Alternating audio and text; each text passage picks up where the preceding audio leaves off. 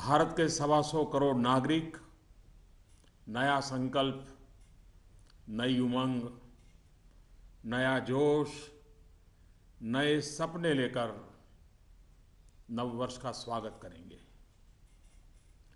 दिवाली के तुरंत बाद हमारा देश ऐतिहासिक शुद्धि यज्ञ का गवाह बना है।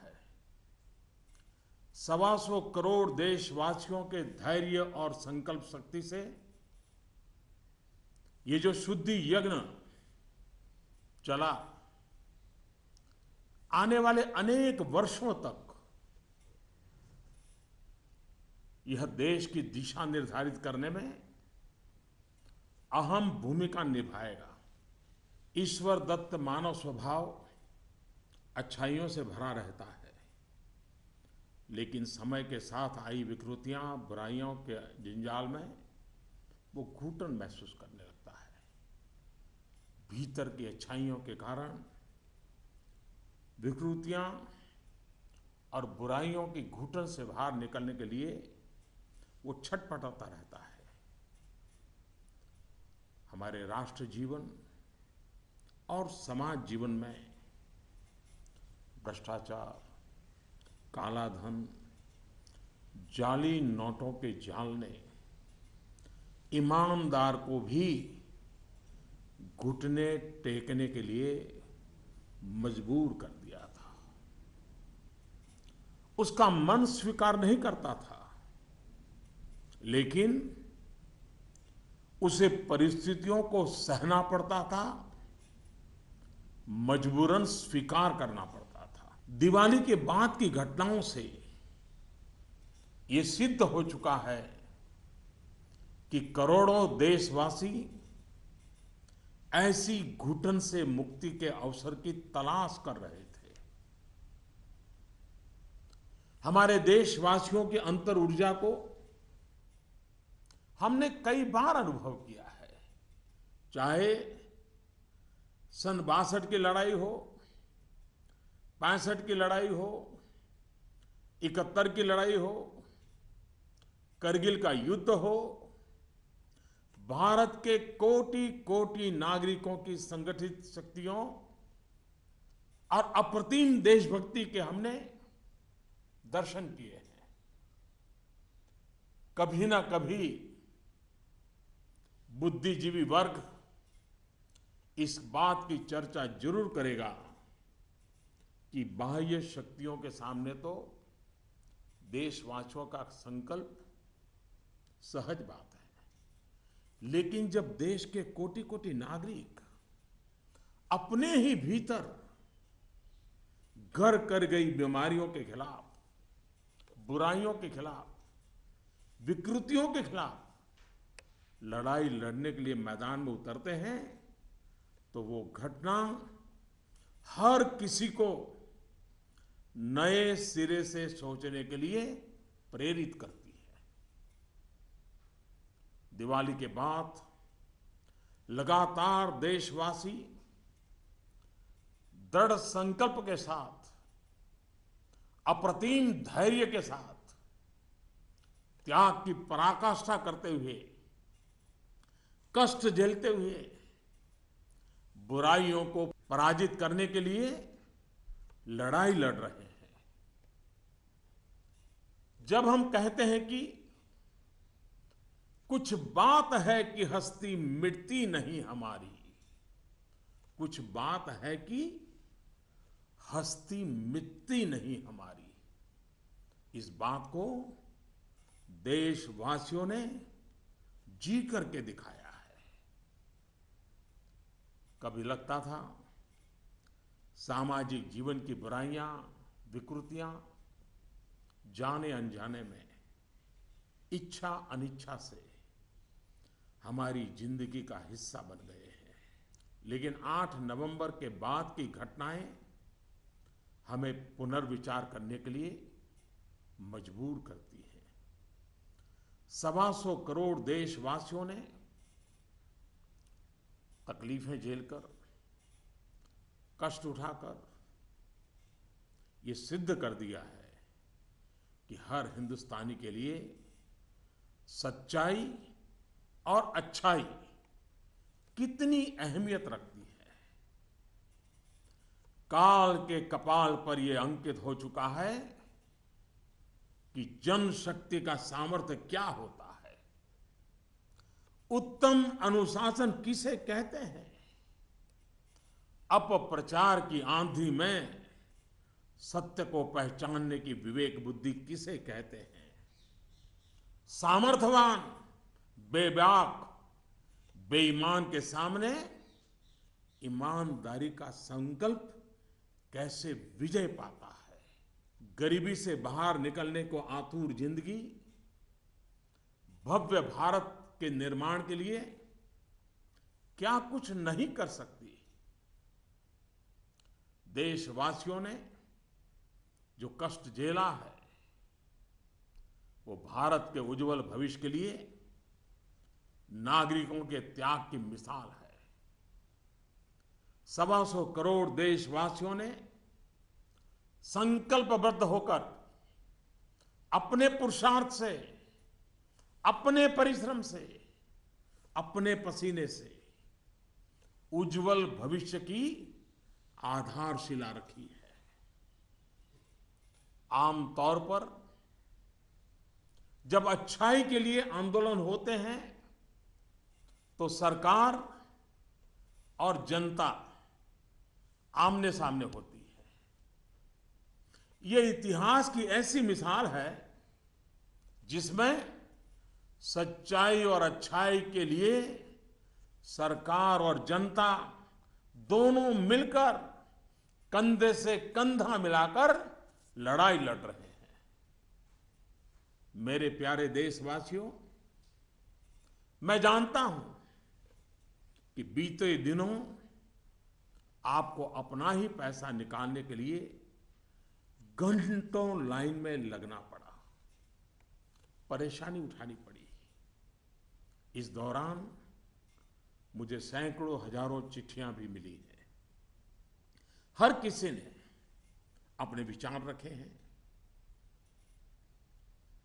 संकल्प भी दोहराया है, साथ ही साथ अपना दर्द भी मुझसे साझा किया है। इन सब में एक बात मैंने हमेशा अनुभव की, आपने मुझे अपना मानकर के बातें कही हैं। भ्रष्टाचार, कालाधन, जाली नोट के खिलाफ लड़ाई में आप एक कदम भी पीछे नहीं रहना चाहते हैं। आपका ये प्यार आशीर्वाद की तरह है। अब प्रयास यह है कि नववर्ष में हो सके उतना जल्दी बैंकों को सामान्य स्थिति की तरफ ले जाया जाए। सरकार में इस विषय से जुड़े सभी जिम्मेदार व्यक्तियों से कहा गया है कि बैंकिंग व्यवस्था को सामान्य करने पर ध्यान केंद्रित किया जाए। विशेषकर ग्रामीण इलाकों में, दूर दराज वाले इलाकों में प्रोएक्टिव होकर के हर छोटी से छोटी कमी को दूर किया जाए ताकि गांव के नागरिकों की, किसानों की कठिनाइयां खत्म हो। प्यारे भाइयों और बहनों, हिंदुस्तान ने जो करके दिखाया है ऐसा विश्व में तुलना करने के लिए कोई उदाहरण नहीं है। बीते कुछ वर्षों में 1000 और 500 के नोट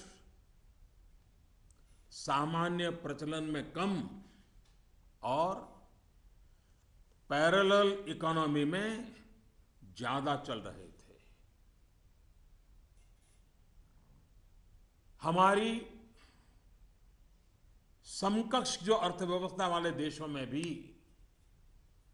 इतना कैश नहीं होता जितना हमारे यहां पहाड़ के पहाड़ हो गए। हमारी अर्थव्यवस्था में बेतहाशा बढ़े हुए नोट महंगाई बढ़ा रहे थे, कालाबाजारी बढ़ा रहे थे, देश के गरीब से उसका अधिकार छीन रहे थे। अर्थव्यवस्था में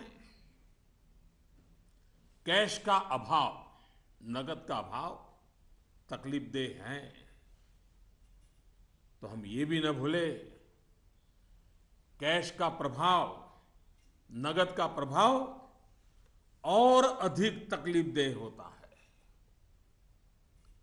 हमारा ये प्रयास है कि इसका संतुलन बना रहे। एक बात में सभी अर्थशास्त्रियों की सहमति है कि कैश अथवा नगद अगर अर्थव्यवस्था से बाहर होते हैं तो विपत्ति है। वही कैश या नकद अगर अर्थव्यवस्था की मुख्य धारा में हो तो विकास का साधन बनता है। इन दिनों करोड़ों देशवासियों ने जिस धैर्य, अनुशासन और संकल्प शक्ति के दर्शन कराए हैं, अगर आज लाल बहादुर शास्त्री होते, जयप्रकाश नारायण होते, राम मनोहर लोहिया होते, कामराज जी होते, तो अवश्य देशवासियों को भरपूर आशीर्वाद देते। किसी भी देश के लिए ये एक शुभ संकेत है कि उसके नागरिक कानून और नियमों का पालन करते हुए गरीबों की सेवा में सरकार की सहायता के लिए मुख्य धारा में वापस आना चाहते हैं। इन दिनों इतने अच्छे अच्छे उदाहरण सामने आए हैं जिसका वर्णन करने में हफ्तों बीत जाए।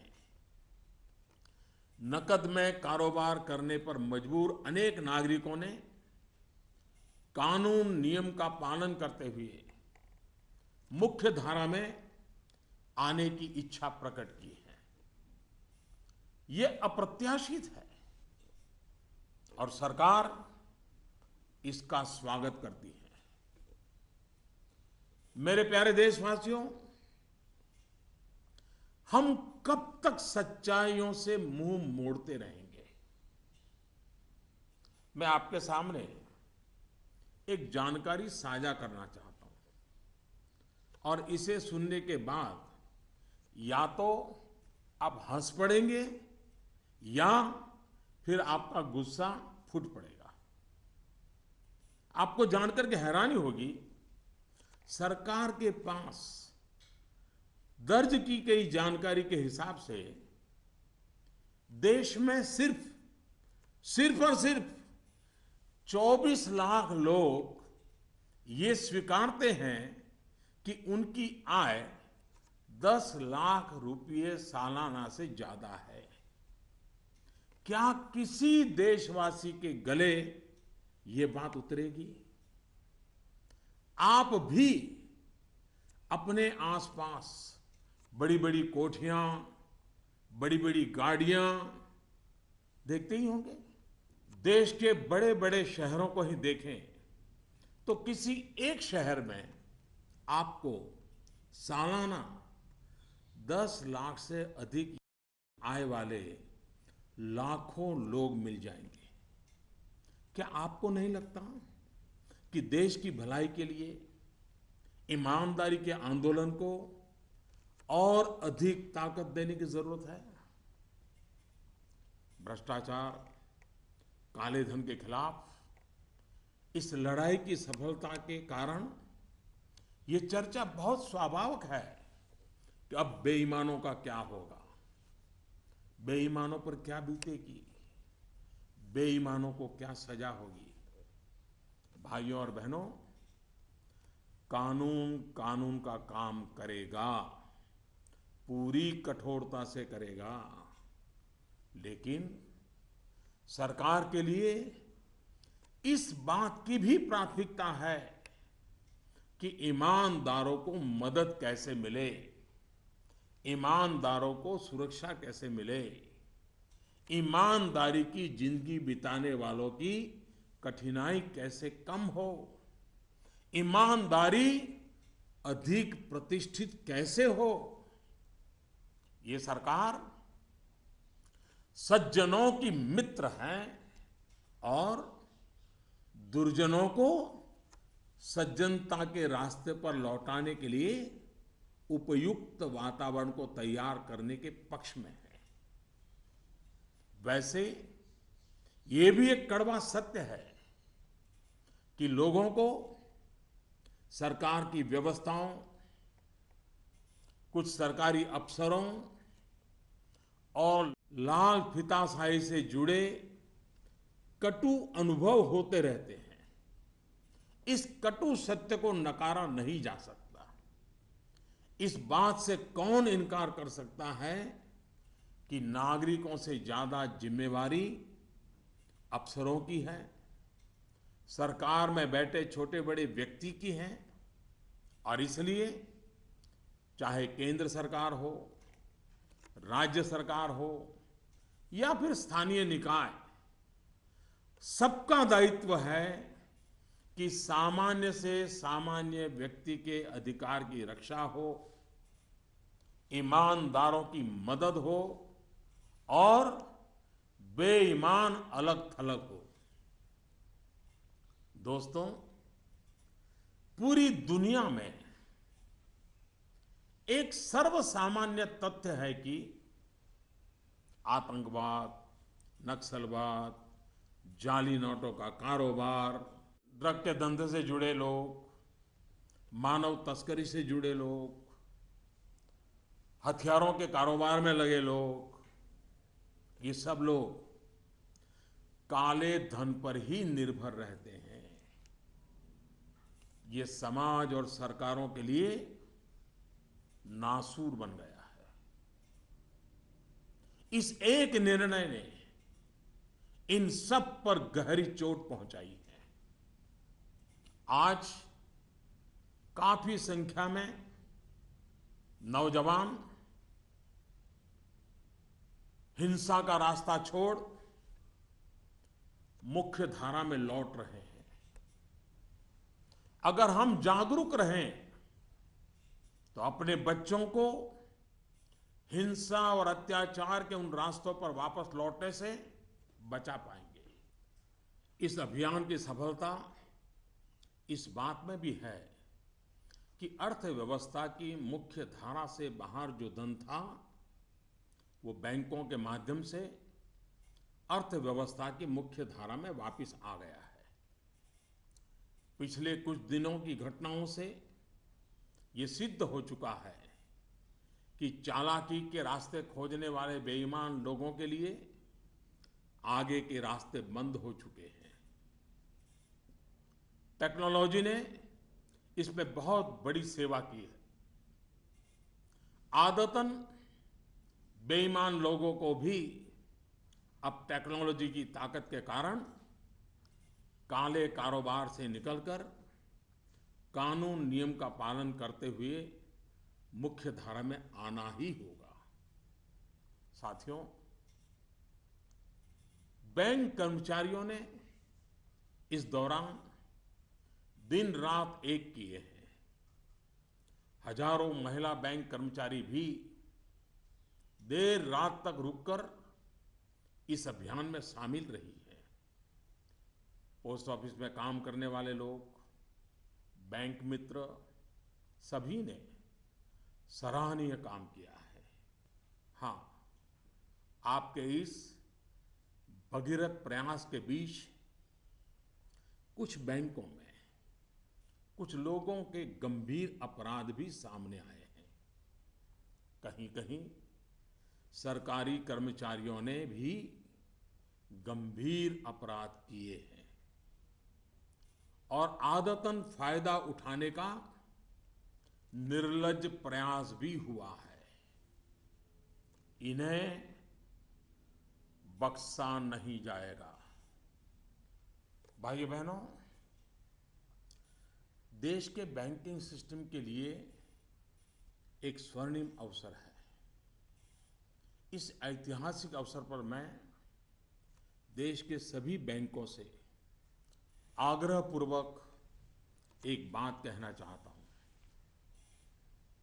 इतिहास गवाह है कि हिंदुस्तान की बैंकों के पास एक साथ इतनी बड़ी मात्रा में इतने कम समय में धन का भंडार पहले कभी नहीं आया था। बैंकों की स्वतंत्रता का आदर करते हुए मेरा आग्रह है कि बैंक अपनी परंपरागत प्राथमिकताओं से बाहर निकलकर अब देश के गरीब, निम्न मध्यम वर्ग और मध्यम वर्ग को केंद्र में रखकर अपने कार्य का आयोजन करें।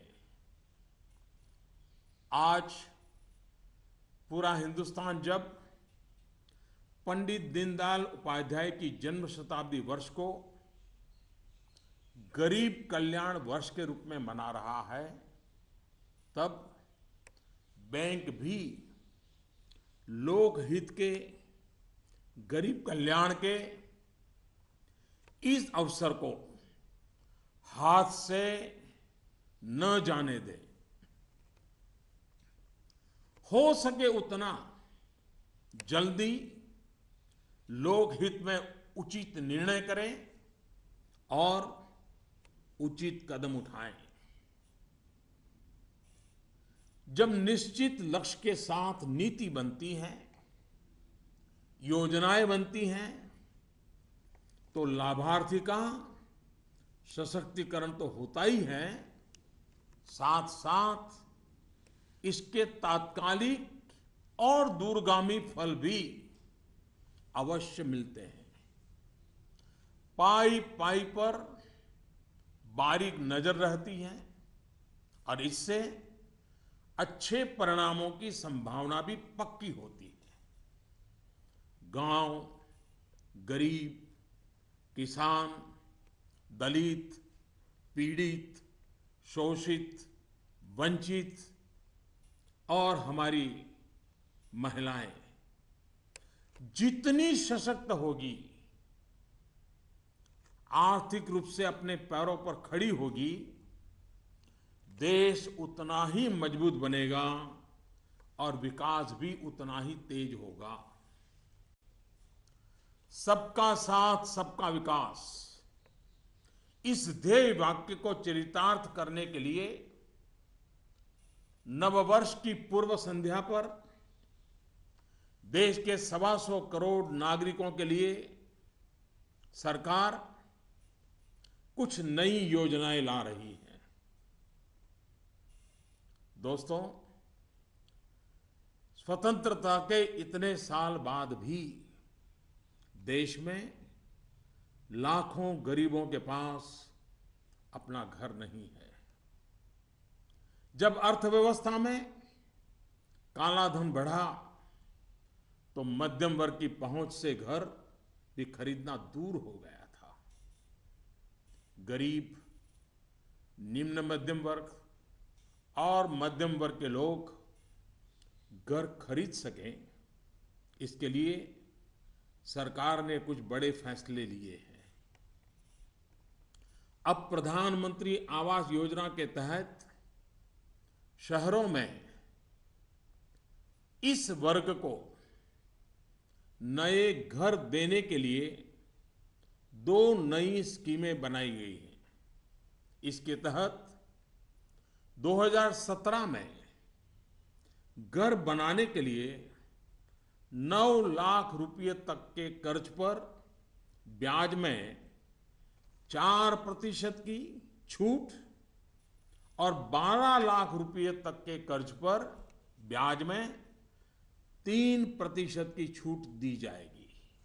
सरकार ने प्रधानमंत्री आवास योजना के तहत गांवों में बनने वाले घरों की संख्या को बढ़ा दिया है। यानी जितने घर पहले बनने वाले थे, उससे 33% ज्यादा घर बनाए जाएंगे। गांवों के निम्न मध्यम वर्ग और मध्यम वर्ग के लोगों की जरूरतों को ध्यान में रखते हम एक नई योजना शुरू करने जा रहे हैं। 2017 में गांव में रहने वाले जो लोग अपने घर का निर्माण करना चाहते हैं या पुराने घर में कोई विस्तार करना चाहते हैं, एक दो कमरे और बनाना चाहते हैं, ऊपर एक आध नई मंजिल बनाना चाहते हैं, उन्हें 2 लाख रुपए तक के ऋण में 3% ब्याज की छूट दी जाएगी। दोस्तों, बीते दिनों चारों तरफ ऐसा वातावरण बना दिया गया था कि देश की कृषि बर्बाद हो गई है। ऐसा वातावरण बनाने वालों को मेरे देश के किसानों ने करारा जवाब दिया है। पिछले वर्ष की तुलना में इस वर्ष रबी की बुआई में 6% ज्यादा वृद्धि हुई है। फर्टिलाइजर भी 9% ज्यादा उठाया गया है। सरकार ने इस बात का लगातार ध्यान रखा कि किसानों को बीज की दिक्कत ना हो, खाद की किल्लत ना हो, कर्ज लेने में परेशानी ना आए। अब किसान भाइयों के हित में कुछ और अहम निर्णय भी लिए गए हैं। डिस्ट्रिक्ट कोऑपरेटिव सेंट्रल बैंक और प्राइमरी सोसाइटी से जिन किसानों ने खरीफ और रबी की बुआई के लिए कर्ज लिया था, उस कर्ज के 60 दिन का ब्याज सरकार वहन करेगी और किसानों के खातों में ट्रांसफर करेगी।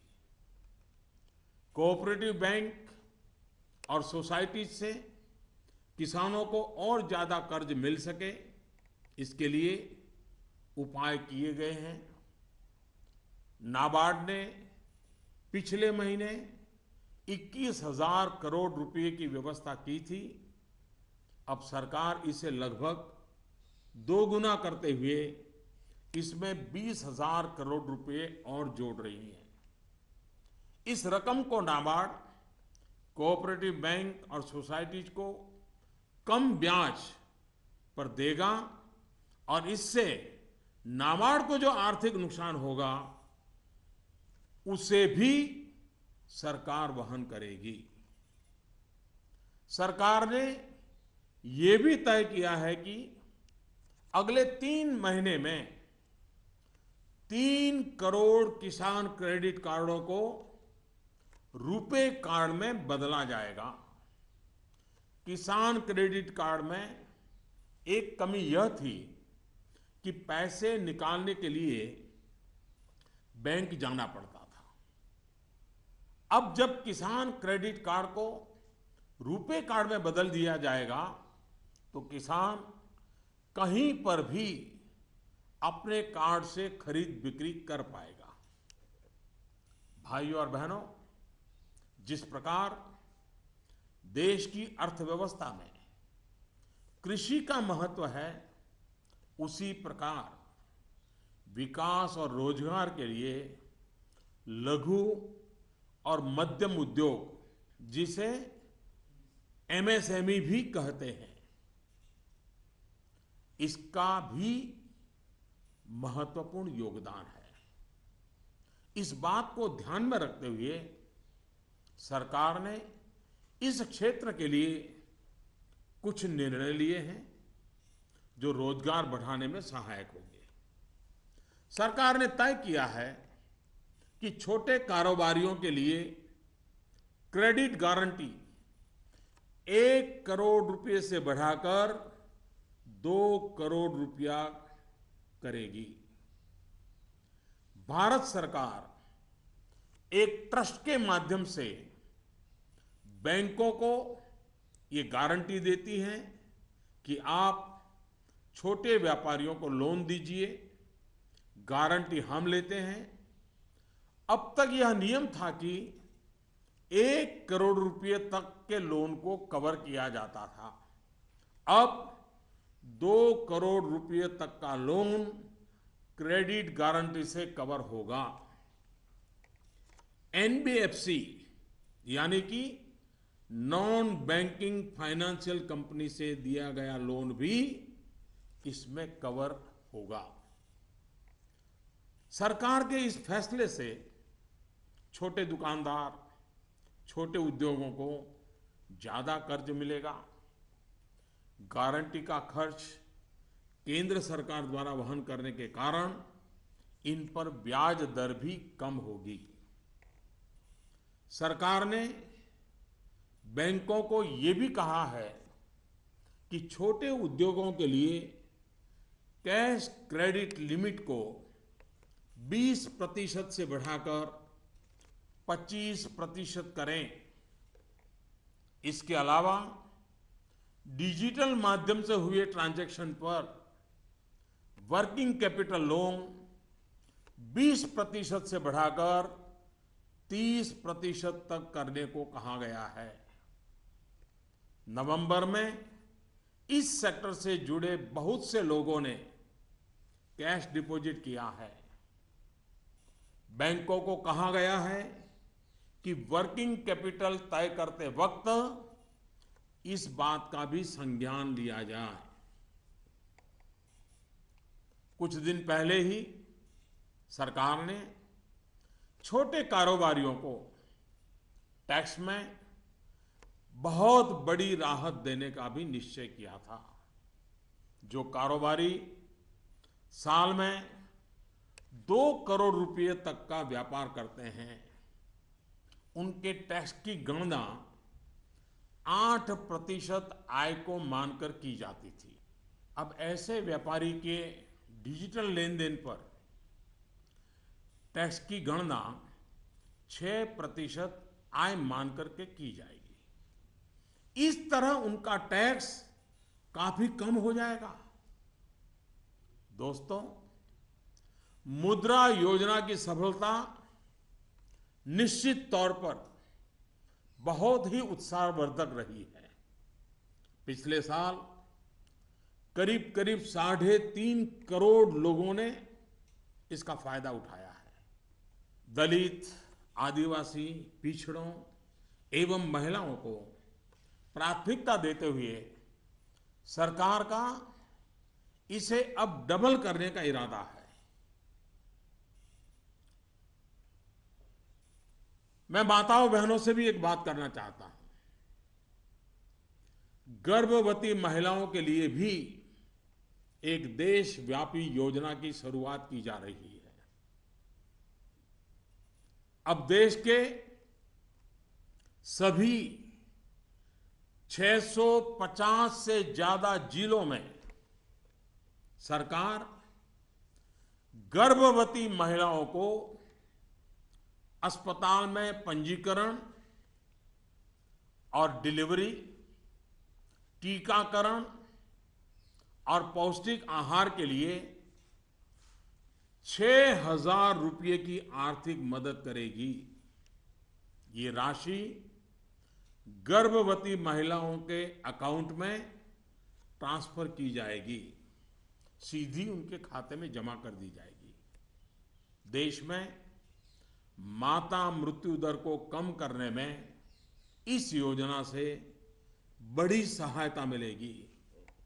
वर्तमान में ये योजना सिर्फ 4,000 रुपये की आर्थिक मदद और पायलट प्रोजेक्ट के रूप में सिर्फ 53 जिलों में चलाई जा रही है। भारत में सीनियर सिटीजन्स, वरिष्ठ नागरिकों की संख्या भी बहुत है। सरकार ने सीनियर सिटीजन्स का भी विशेष ध्यान रखा है। सरकार वरिष्ठ नागरिकों के लिए भी एक स्कीम शुरू करने जा रही है। बैंक में ज्यादा पैसा आने पर अक्सर बैंक डिपॉजिट पर इंटरेस्ट रेट घटा देते हैं। वरिष्ठ नागरिकों पर इसका प्रभाव ना हो इसलिए 7.5 लाख रुपए तक की राशि पर 10 साल तक के लिए सालाना 8% का इंटरेस्ट रेट ब्याज दर सुरक्षित किया जाएगा। ब्याज की ये राशि वरिष्ठ नागरिक हर महीने प्राप्त कर सकते हैं। भ्रष्टाचार, काला धन की जब भी चर्चा होती है तो राजनेता, राजनीतिक दल, चुनाव का खर्च, ये सारी बातें चर्चा के केंद्र में रहती है। अब वक्त आ चुका है कि सभी राजनेता और सभी राजनीतिक दल देश के ईमानदार नागरिकों की भावनाओं का आदर करें, जनता के आक्रोश को समझें।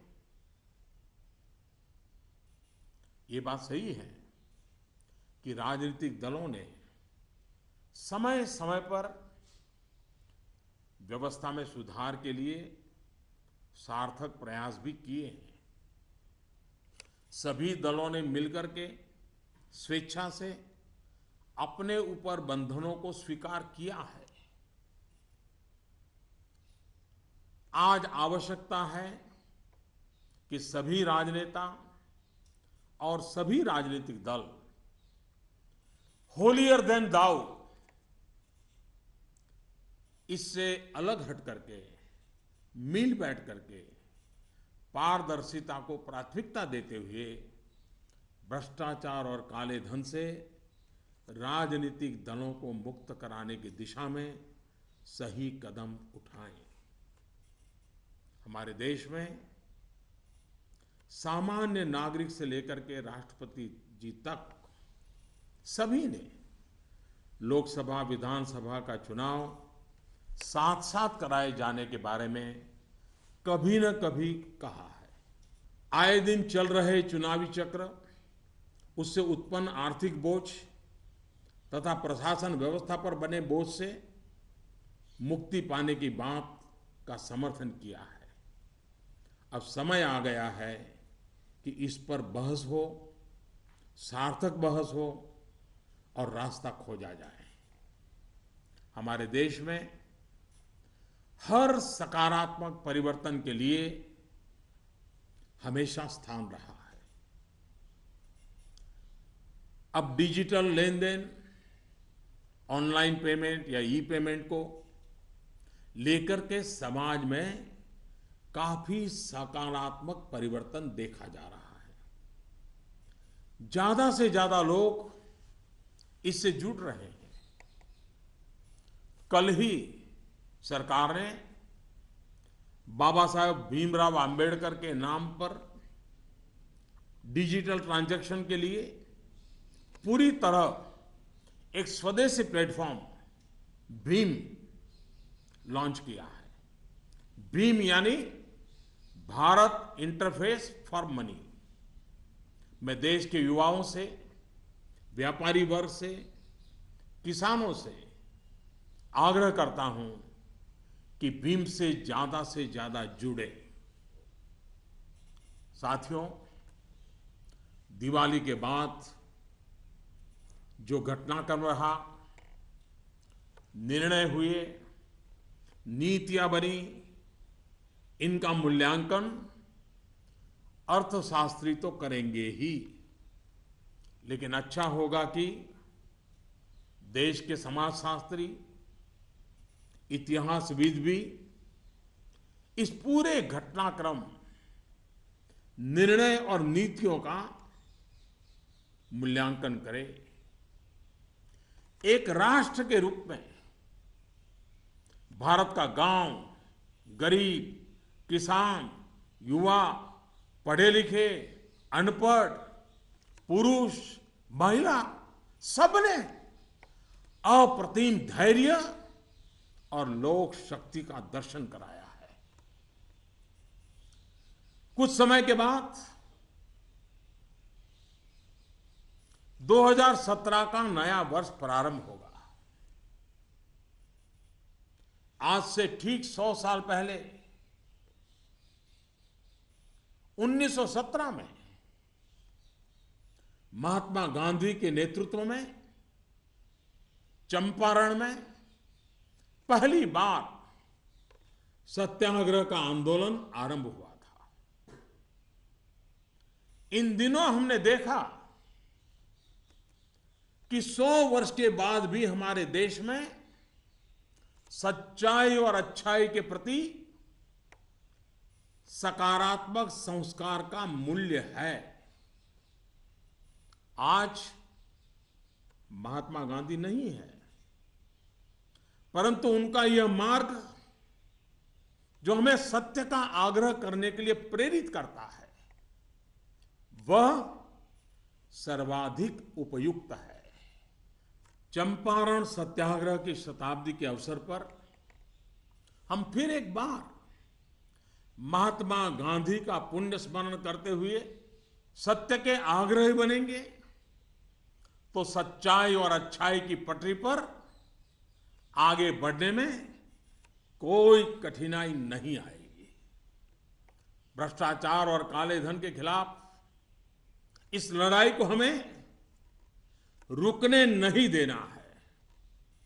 सत्य का आग्रह संपूर्ण सफलता की गारंटी है। 125 करोड़ का देश हो, 65% जनसंख्या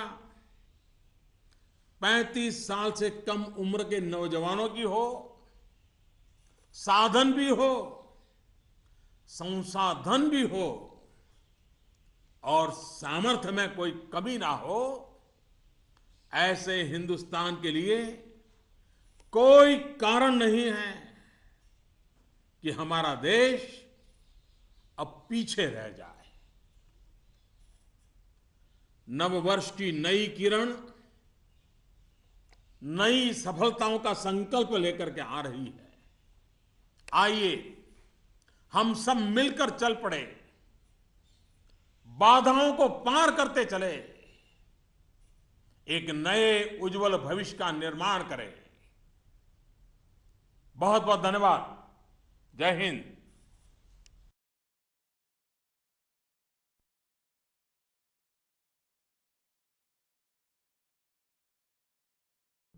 My fellow citizens, namaskar.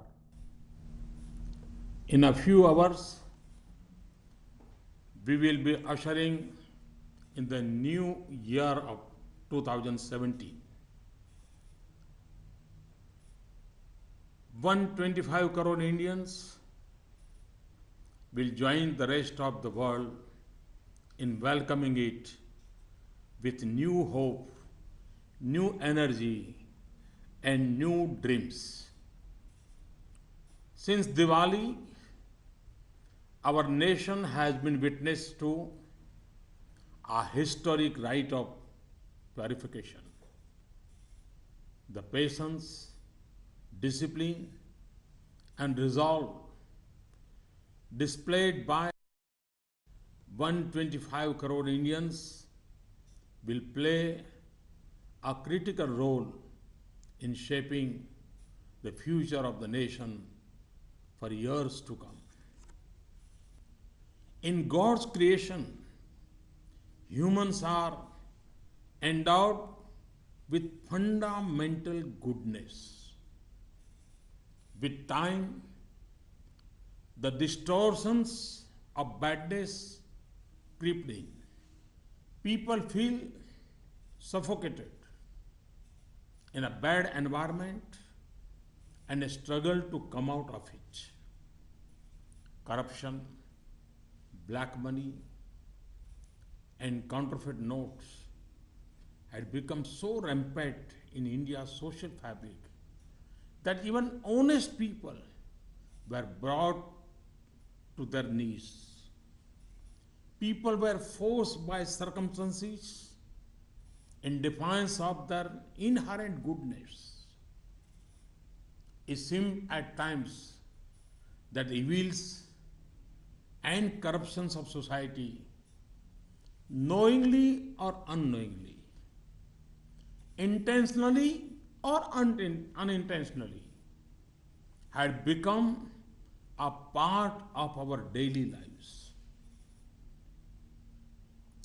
Developments post Diwali have shown that crores of Indians were looking for an escape from this suffocation.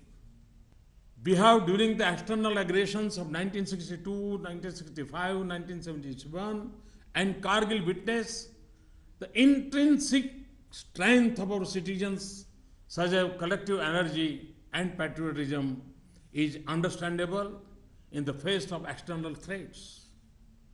However, when crores of Indians unite to fight a war against internal evils, it is unparalleled.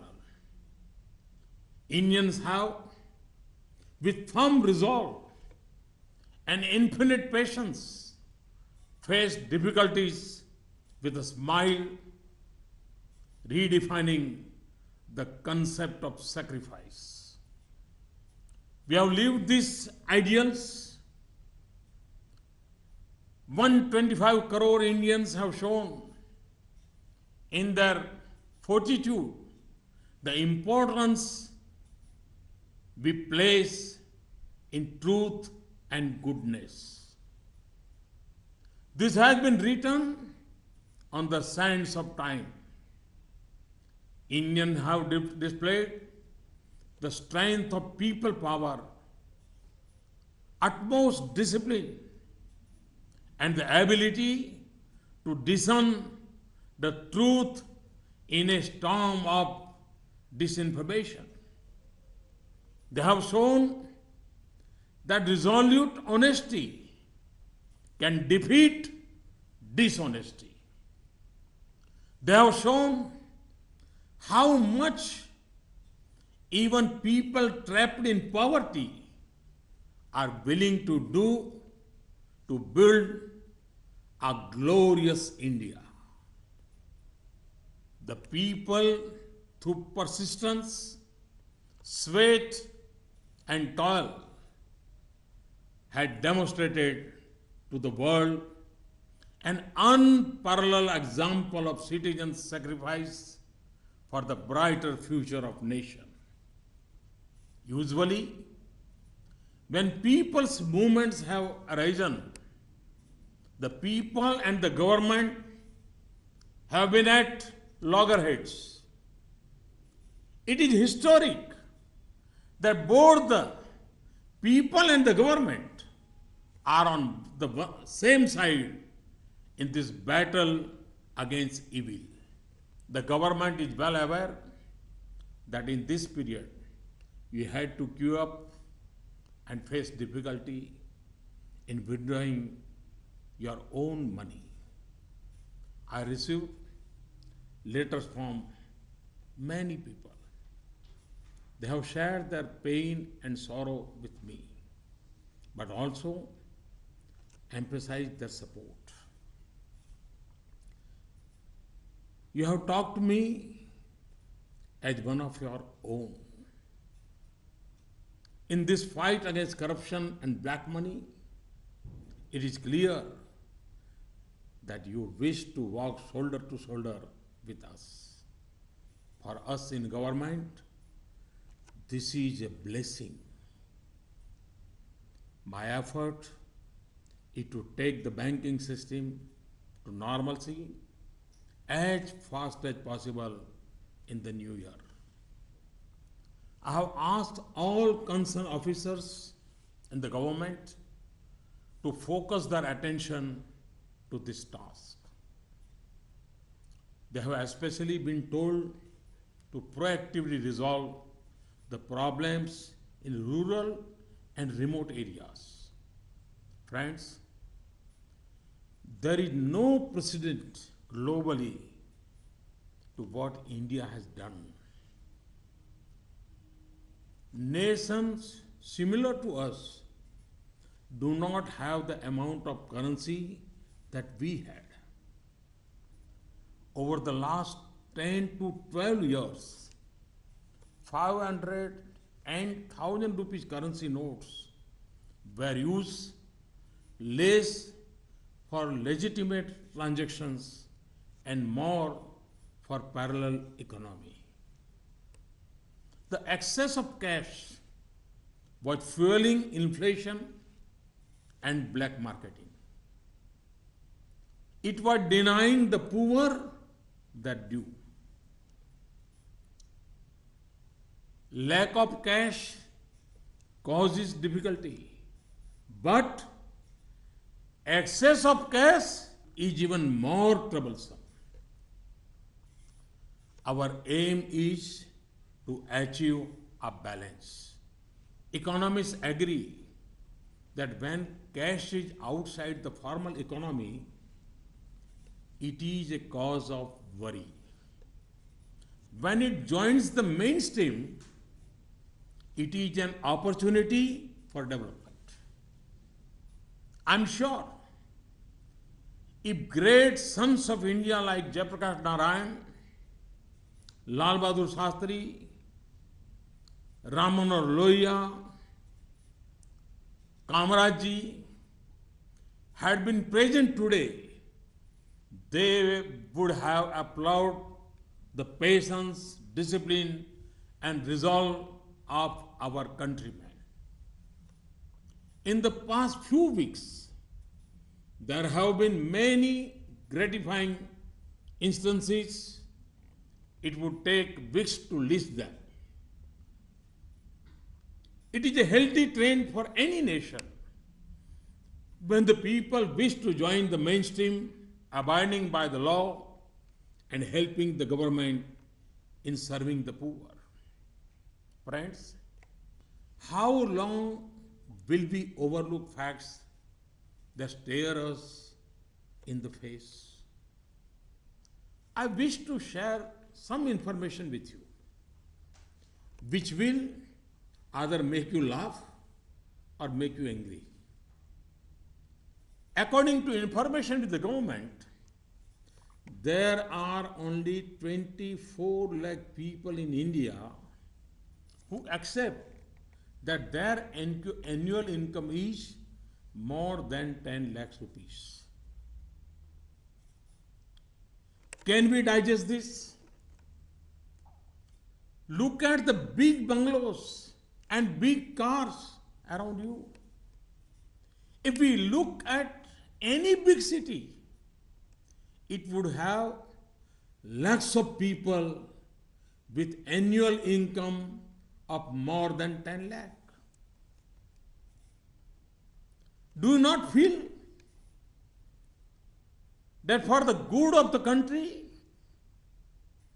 this movement for honesty need to be further strengthened?